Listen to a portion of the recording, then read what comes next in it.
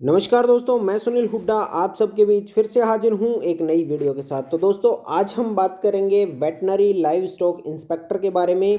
और ये जो वैकेंसी है दोस्तों दिल्ली सरकार ने निकाली थी, और इस वैकेंसी के लिए दोस्तों दिल्ली सरकार के बोर्ड DSSB ने इस वैकेंसी को जनवरी 2020 में एडवर्टाइज किया था। और इस वैकेंसी के लिए मैंने वीडियो मेरे चैनल पर भी डाली थी, और उसके बाद काफ़ी लोगों ने इसके लिए अप्लाई भी किया था।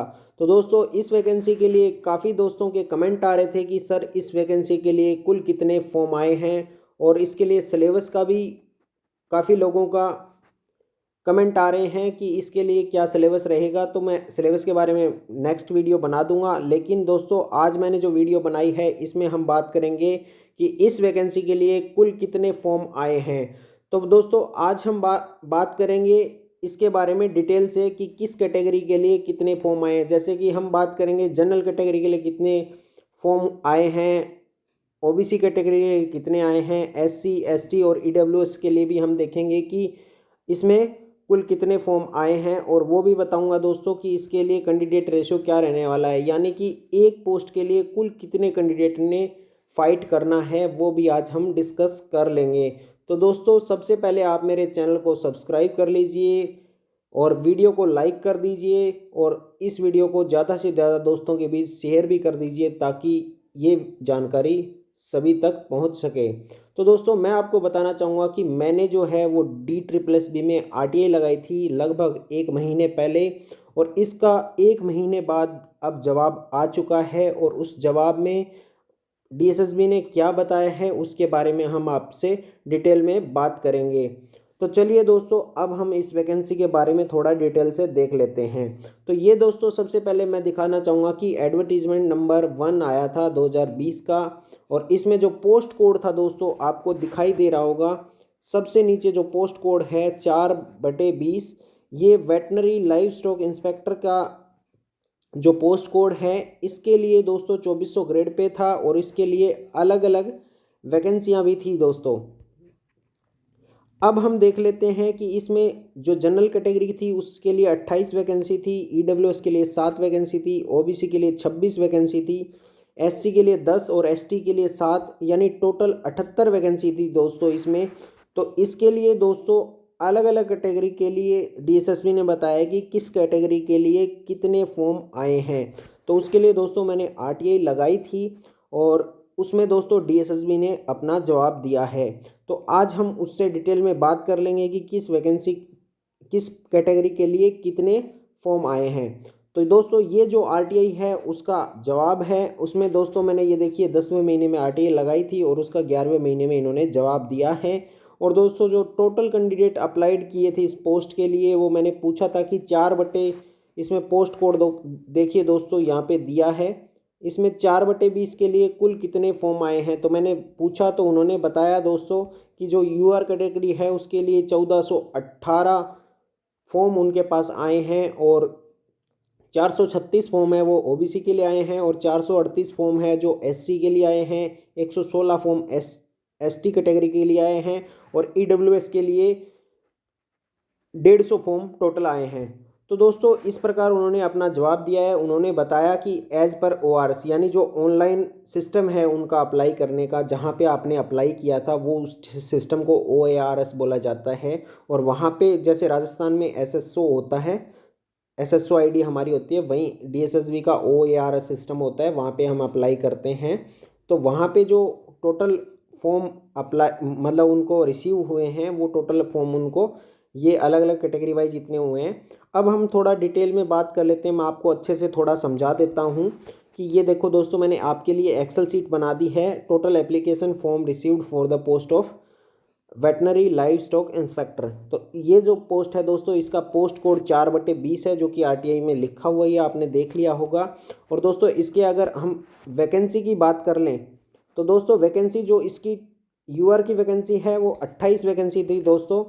और उसके बाद दोस्तों इसके लिए जो एप्लीकेशन फॉर्म आए हैं वो 1428 आए हैं, ठीक है दोस्तों। और जो OBC की जो अगर हम बात करें तो OBC के लिए इन्होंने 26 वैकेंसी निकाली थी, और उसके अगेंस्ट दोस्तों इनके पास 436 एप्लीकेशन आई है। और जो SC कैटेगरी है दोस्तों उसके लिए इनके पास 10 वैकेंसी थी और उसके लिए इनके पास 438 जो है एप्लीकेशन आई है। और जो एसटी कैटेगरी थी उसमें इनके पास दोस्तों 7 वैकेंसी थी और उसके लिए मात्र दोस्तों 116 एप्लीकेशन इनके पास आई है। यानी एसटी कैंडिडेट के लिए यहाँ पे काफ़ी फ़ायदा होने वाला है। और दोस्तों ईडब्ल्यूएस के लिए इनके पास 7 वैकेंसी थी टोटल और उसके लिए इनके पास 150 फॉर्म आए हैं। और उसके बाद अगर हम टोटल पे बात कर लें दोस्तों तो इनके पास टोटल 78 वैकेंसी थी और उसके लिए इनके पास 2558 फॉर्म आए हैं टोटल। यानी 78 वैकेंसी इनके पास टोटल थी और टोटल इनके पास फॉर्म आए हैं 2558 फॉर्म। तो दोस्तों अगर हम बात करें फॉर्म की तो काफ़ी कम फॉर्म आए हैं दोस्तों। ये दिल्ली सरकार की वैकेंसी है और इसके लिए अलग अलग स्टेट के लोगों ने अप्लाई किया है। वहाँ पे इन्होंने कहा था कि हम ओबीसी बाहर के कैंडिडेट को ओबीसी में काउंट नहीं करेंगे, ओबीसी सिर्फ दिल्ली के कैंडिडेट ही काउंट होंगे, बाकी अदर कैटेगरी में इनको आरक्षण दिया जाएगा। और जो अदर स्टेट के कैंडिडेट जैसे ओबीसी के हैं तो उनको अनरिजर्व में काउंट किया जाएगा, यानी जनरल के अगेंस्ट काउंट किया जाएगा। तो दोस्तों अब हम कैंडिडेट रेशियो पर पोस्ट पे बात कर लेते हैं। तो दोस्तों अगर जनरल की हम बात करें तो उसके लिए दोस्तों 50 कैंडिडेट एक पोस्ट के लिए फाइट कर रहे हैं। और अगर हम ओबीसी की बात करें दोस्तों तो उसमें दोस्तों 16 कैंडिडेट एक पोस्ट के लिए फाइट कर रहे हैं। और अगर एससी की बात करें तो वहाँ पे दोस्तों 43 जो कैंडिडेट है वो एक पोस्ट के लिए फाइट कर रहे हैं। और इसी प्रकार अगर हम एसटी में देखें तो वहाँ पे 16 कैंडिडेट हैं वो एक पोस्ट के लिए फाइट कर रहे हैं। ये सबसे कम आंकड़ा है दोस्तों। जो एसटी के कैंडिडेट हैं वहाँ पे एक पोस्ट के लिए सिर्फ 16 ही कैंडिडेट हैं और जो कि फाइट कर रहे हैं। और दोस्तों अगर हम ईडब्ल्यूएस की बात करें तो वहाँ पे 7 पोस्ट के लिए 150 कैंडिडेट है, यानी कि जो कैंडिडेट रेशियो है वो एक पोस्ट के लिए 21 कैंडिडेट हैं। अगर हम ओवरऑल सभी कैटेगरी के लिए बात करें तो टोटल 78 फॉर्म आए हैं और उस पर 2558 कैंडिडेट है, यानी कि एक पोस्ट के लिए 32 कैंडिडेट फाइट कर रहे हैं अगर हम ओवरऑल बात करें तो दोस्तों अब मैं आपको एक और बात बताना चाहूँगा कि जो ये पोस्ट है इसका दोस्तों 1 साल पहले फॉर्म फिलअप हुआ था। तो दोस्तों अब तक इसको लगभग 11 महीने हो चुके हैं।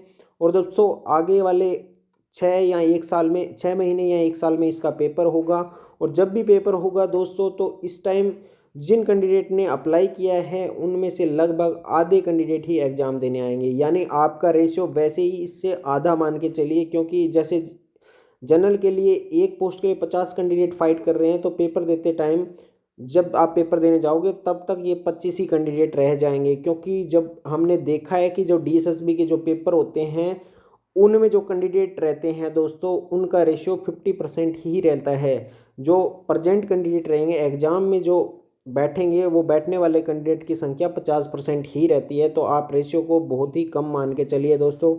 अभी भी ये रेशियो काफ़ी कम है और जब एग्ज़ाम होगा तब काफ़ी कैंडिडेट की संख्या काफ़ी कम रहती है। जितने कैंडिडेट ने अप्लाई किया है उनकी अपेक्षा जो कैंडिडेट देखे जाए तो वो 50% कैंडिडेट ही रहते हैं। यानी कि जो अभी रेशियो है उसको आप आधा ही मानिए, आधा रेशियो देख के चलेंगे उस हिसाब से होगा। और दोस्तों इसमें काफ़ी कम कंपटीशन है, आप इसकी तैयारी करिए, आसानी से आपका सिलेक्शन हो जाएगा। और इसके अलावा दोस्तों जिनके पास एक्सपीरियंस नहीं है वो कैंडिडेट भी इसमें बाहर होंगे। तो जिन कैंडिडेट के पास एक्सपीरियंस है तो वो अच्छे से अपनी तैयारी कीजिए और उनका इसमें सिलेक्शन पक्का है दोस्तों। आपका श्योर सिलेक्शन समझ के चलिए, क्योंकि आपको एक थोड़ी सी तैयारी करनी है बस, उसके बाद आपको इसका सिलेक्शन इसमें मिल जाएगा। तो दोस्तों आपको मैं बता देना चाहूँगा कि इसकी जो सिलेबस की वीडियो है वो भी मैं आपको जल्द से जल्द इस चैनल पे प्रोवाइड करा दूंगा। उसमें आपको बता दूंगा कि इसमें क्या क्या मैटर आएगा, तो आप उसकी तैयारी आसानी से कर सकते हैं। अभी आपके पास दोस्तों इसमें टाइम पड़ा है, क्योंकि डीएसएसबी का अभी तो इस 1-2 महीने में तो एग्ज़ाम शायद नहीं होगा। जब भी इसके कोई ऑफिशियल नोटिफिकेशन आएगा तो आप मेरे चैनल पे अपडेट रहिए, मैं आपको अपने चैनल पे बता दूंगा। और आपको डीएसएसबी की तरफ से दोस्तों मेल और मैसेज भी आता है, तो आप निश्चिंत रहिए। आपको जब भी एग्ज़ाम होगा तो आपके मोबाइल पे मैसेज आ जाएगा और आपकी जो भी रजिस्टर्ड आईडी होगी उस पर भी आपको मैसेज मिल जाएगा।